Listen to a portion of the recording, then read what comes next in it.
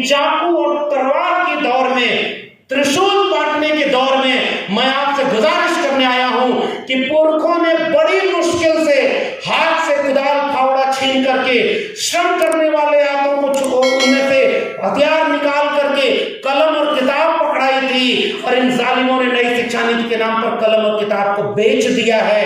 अगर हम वो भी नहीं बचा पाए तो इस बहुजन एजेंडे और इस संसद का कोई मतलब नहीं।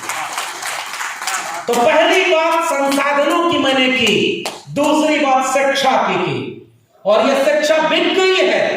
ये ठीक बात है कि बिहार में पिछले दिनों बिहार के शिक्षा मंत्री ने एक विवादित बात कही, उनकी भाषा में कहूं, उन्होंने मुझे बताया कि ये बात तो आज पता नहीं क्यों ये सब उठा रहे हैं, हम तो 25 से 28 साल से अपने इलाके में जागरूकता फैला रहे हैं कि भाई इन धर्मों के लिहाज से तो आपको पाखंडी बनाया गया। मैंने कहा बहुत सही आपने काम किया है। अब मुझे भी मौका मिला क्योंकि मैंने तो तुलसीदास में PhD कर रखी है, और तब मैंने कहा कि मामला केवल एक तो चौपाई का नहीं।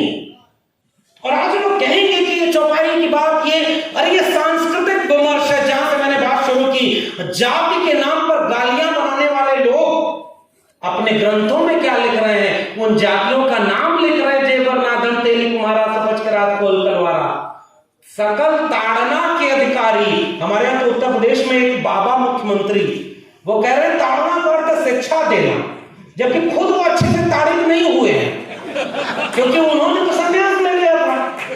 उनका ताड़ना से कोई अर्थ नहीं है, लेकिन शिक्षा ऐसी दे रहे हैं कि जैसे सबसे प्रकांड विद्वान वही है। ये बहुत बड़ा खतरा हमारे सामने था। अगर उनकी परिभाषाएं आज के दौर में भी सही साबित हो गई ना, तो आगने वाले वक्त में कभी आप इस पर सवाल भी नहीं खड़े कर पाएंगे। ये इस विमर्श का सबसे बड़ा नुकसान है। और वो सदन में खड़े होकर कह रहे हैं कि इसका अर्थ ताड़ना करता शिक्षा देना। तो हमने भी कहा कि कुछ दिन अपनी जाति के लोगों को भी लिख कर रखवा देते, शिक्षा का रेट तो उधर भी बहुत ज्यादा है, अपने और नारी को क्यों रखवाया। इसलिए विमर्श का मतलब क्या है, कुछ विमर्श ऐसे हैं जो लगातार चलते चले आएंगे, और इसको कोई एक बात नहीं है, लगातार इस पर बात करते रहनी होगी। जहां जहां अपमान जलालत कही गई है उसके लिए कठिन सवाल पूछे जाने होंगे, तो उस कठिन सवाल के बीच से आपका विमर्श उभरेगा।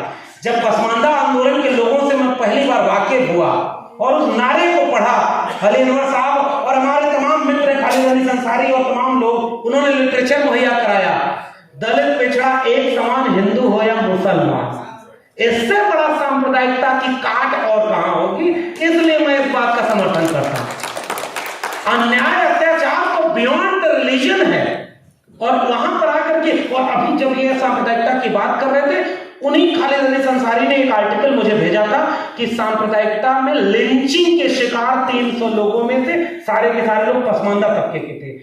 कौन ऊपर लड़ेगा, ब्राह्मणवाद का खाद पानी सैयदवाद, और उधर भी मारा जाएगा, चाहे वो गुजरात दंगा हो, चाहे बाबरी मस्जिद विध्वंस हो, वहां भी SC ST OBC को आगे किया जाएगा, यहां भी दंगे में उनको आगे किया जाएगा।